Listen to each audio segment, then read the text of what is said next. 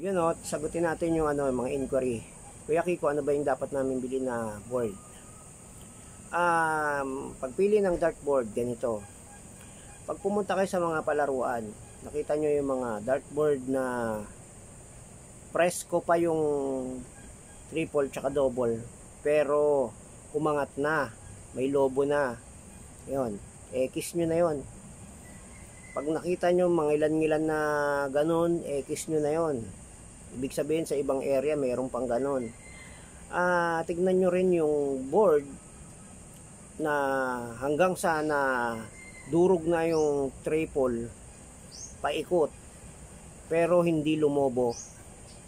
Ayun, ayos yun. Ibig sabihin na maximize niya, naikot niya yung buong triple, hindi siya lumobo, naikot niya.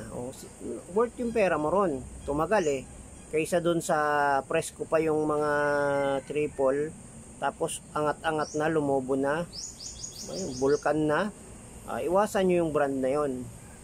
Ganun lang pagpili ng dartboard. Tapos syempre pag lumalaro kayo sa mga venues, tignan nyo kung ano yung malambot na board.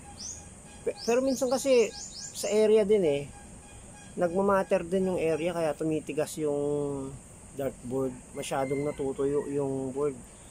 Pagka ganun, mabilis titigas yung yung board, yung wax ng mga sisal natutuyo.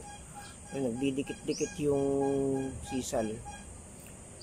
Ayun, malaking matter din yung area.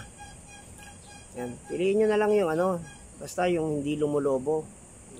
Kahit mahukay yan, basta naikot nyo yung buong board, nagamit nyo yung buong buhay ng board, worth yung pera nyo sa ganun.